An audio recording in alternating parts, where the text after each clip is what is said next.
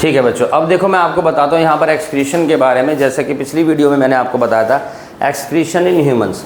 अब मैं आपको बताता हूँ, देखो एक्सक्रीशन हमारे पास प्लांट्स के अंदर भी होता है। बेसिकली प्लांट्स के अंदर एक्सक्रीशन कैसे होता है, जो मेन वेस्ट प्रोडक्ट्स होता है बच्चों जो प्लांट्स के अंदर प्रोड्यूस होता है, एक तो वो CO2 होती है, वाटर वेपर्स होती है हमारे पास, और ऑक्सीजन होता है। कार्बन डाइऑक्साइड है, वाटर वेपर है, in the form of waste plants में से निकलता रहता है ड्यूरिंग द रेस्पिरेशन प्रोसेस, जब प्लांट्स के अंदर भी रेस्पिरेशन होता है, और ट्रांसपिरेशनल लॉस के थ्रू भी उसमें से हम देखते हैं वेस्ट मटेरियल निकलता रहता है। तो रेस्पिरेशन का, फोटोसिंथेसिस का एक गैसियस वेस्ट होता है, CO2 है, वाटर वेपर ऑक्सीजन है, remove through the stomata in leaves and lenticels in stems. और कहाँ रिलीज़ होता है बच्चों, ये सारा का सारा एयर में रिलीज़ होता है। उसके अलावा हम लोग क्या देखते हैं कि जो प्लांट्स होते हैं also store some of the waste products in their body parts. तो जैसे कि हमारे पास लीव्स वगैरह के अंदर वो कलेक्ट होता रहता है, तो लीव्स वगैरह जब हमारा मैच्योर हो जाती है वो अपने आप ही प्लांट से झड़ करके एब्सिशन जोन बनता है और वो आपकी फॉल ऑफ हो जाती है। प्लांट्स की बार्क है, फ्रूट्स ऑफ द प्लांट्स है, तो आप देखिए कई बार अपने आप ही पक करके गिर जाते हैं। अब ये वेस्ट है प्लांट का, ये प्लांट के लिए किसी काम का नहीं है। उनके अंदर ये तब तक की ज़रूरत थी जब इसके लिए इसके थ्रू उन्हें क्या करना हो बच्चों, रिप्रोडक्शन करना हो। तो फ्रूट्स के अंदर सीड्स होते हैं, फ्लावर रिप्रोडक्टिव पार्ट होता है। अब जब फ्लावर से फ्रूट बन गया, रिप्रोडक्शन हो गया, उनकी जनरेशन आगे बढ़ने के लिए, अब उनका किसी काम का नहीं है, तो वो एक तरीके का वेस्ट मटेरियल हो जाता है बच्चों। तो plants get rid of these waste by the shedding of leaves, peeling off bark and falling off fruits. तो बार्क झड़ झड़ के गिरती रहती है, फ्रूट्स अपने आप गिर जाते हैं, लीव्स अपने आप गिर जाते हैं, तो एक तरीके का वेस्ट होता है बच्चों। So when the dead leaves है, बार्क है, ripen fruits follow from a tree, तो इसका मतलब waste products contained in them are got rid. Some of the plant waste get stored in the fruits of the plant in the form of solid body, जिनको हम यहाँ पर क्या बोलते हैं बच्चों, रैफिड्स वगैरह बोलते हैं। एनिमल्स के अंदर भी एक्सक्रीशन होता है, ठीक है जी, जैसे कि अमीबा वगैरह के अंदर होता है, तो डिफ्यूज़न प्रोसेस के थ्रू वो वेस्ट निकाल देते हैं, या उनके अंदर वैक्यूल्स की फॉर्मेशन होती है। अर्थवॉर्म वगैरह के अंदर बात करें तो जैसे हमारे अंदर किडनी होती है, उनके अंदर नेफ्रीडिया होता है, ठीक है जी। किसी ऑर्गेनिजम्स के अंदर आप 11th क्लास में जाएंगे, चैप्टर होगा एनिमल किंगडम, उसमें पढ़ेंगे।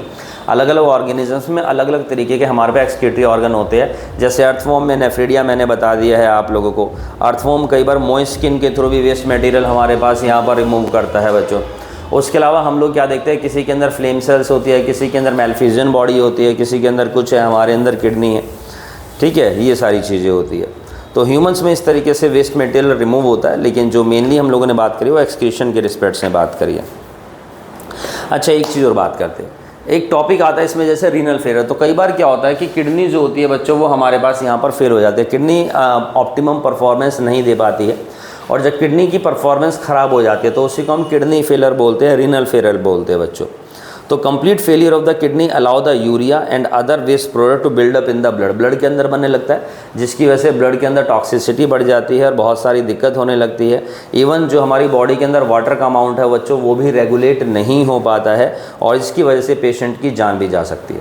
बाकी इसके लिए क्या कर सकते हैं, इसके लिए किडनी ट्रांसप्लांट कर सकते हैं, बेस्ट ऑप्शन यही होता है, ठीक है। अगर दोनों किडनी ख़राब हो जाती है तो किडनी ट्रांसप्लांटेशन होता है, जो भी उसमें हेल्दी या नियर बाय रिलेशन में जो पर्सन होता है उसकी किडनी, 2 किडनी होती है, एक किडनी से काम चल सकता है, तो हम जो उसको यहाँ पर ट्रांसप्लांट कर देते हैं।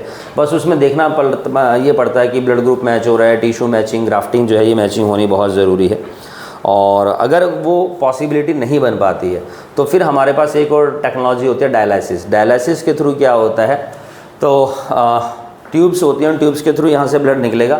तो सेलोफेन एक मशीन होती है, जैसे जो फ्रंट लोड वाली वॉशिंग मशीन नहीं होती, कुछ इस तरह की देखने में होती है, और वो ब्लड उसके अंदर घूमता रहता है, फिल्टर होता है, दोबारा से फिल्टर होकर के दूसरे हाथ के थ्रू या इधर चेस्ट पे या उसी हैंड के थ्रू आपका जो बॉडी के अंदर दोबारा से इंसर्ट होती रहती है जो ब्लड। लेकिन ये इतना कोई बढ़िया मेथड नहीं है, डायलिसिस हो तो रही है लेकिन 100% प्योरीफिकेशन नहीं होती है ब्लड की।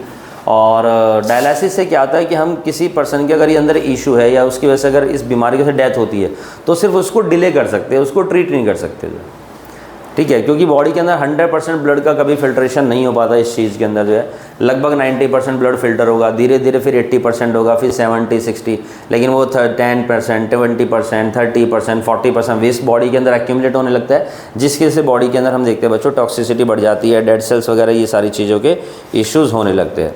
तो डायलिसिस वही हो गया एक तरीके से आर्टिफिशियल किडनी बच्चों हमारे पास। बाकी मैं आपको बताऊं कि यहाँ पर देखो सबसे पहले बेसिकली क्या होता है, 3 स्टेप में प्रोसेस हुई थी, ग्लोमेरुलर फिल्ट्रेशन होता है, फिर उसके बाद हम लोग क्या देखते हैं, सीक्रेशन होता है और साथ ही साथ सेलेक्टिव रीएब्जॉर्प्शन भी होता है मटेरियल्स का। देन जा करके हमारे पास यहाँ पर यूरिन की फॉर्मेशन होती है बच्चों। बाकी जो मेन क्वेश्चंस पूछे जाते हैं इस टॉपिक से वो एक्सक्रीशन इन ह्यूमंस के रिस्पेक्ट से ही पूछे जाते हैं, या बहुत होता है तो डायलाइसिस के बारे में पूछा जाता है। डायलाइसिस के बारे में आपकी एनसीईआरटी के अंदर भी येलो कलर के बॉक्स बने हो तो वहाँ पर डायलाइसिस के बारे में बता रखा है, ठीक है। तो हीमोडायलिसिस कहलाती है क्योंकि ब्लड की ही डायलिसिस होती है, बेसिकली प्रॉपर फिल्ट्रेशन होता है। एक्सक्रीशन इन प्लांट्स के क्वेश्चन आज तक तो खैर कभी मैंने देखा नहीं है कि रिसेंटली अभी 5-6 साल में भी पूछे गए हो। हाँ, बाकी इसका हल्का सा छोटा मोटा टॉपिक है। तो प्लांट्स के अंदर जो वेस्ट निकलता है वो वेपर्स निकल गई, फ्रूट्स है, ठीक है, वाटर वेपर जो स्टोमेटा लेंटिसल्स के थ्रू निकल रही है, या बहुत सारा छोटा मोटा आपने देखा होगा पेड़ों के नीचे हल्का हल्का काला काला सा कचरा सा इकट्ठा हो जाता है जो है।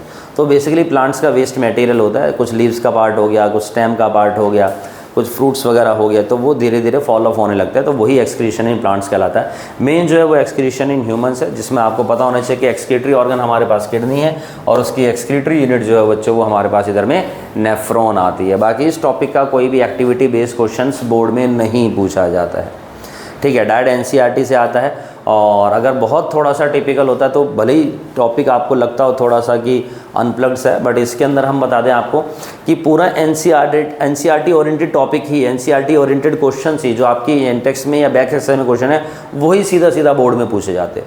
इस टॉपिक के ऊपर कोई बहुत ज़्यादा एक्स्ट्रा क्वेश्चन जो होते हैं आउट ऑफ द एनसीईआरटी से क्वेश्चन नहीं पूछे जाते हैं। और भी बहुत सारे टॉपिक है, ठीक है। हमारी तरफ से बच्चों आज के लिए इतना काफ़ी है। Thanks for the day. Channel को आप लोग सब्सक्राइब करिए, वीडियो को लाइक करिए और शेयर करिए, और कोई भी डाउट्स आप कमेंट से पूछ सकते हैं। थैंक यू बच्चों। Join AKG classes, Kuldeep sir science.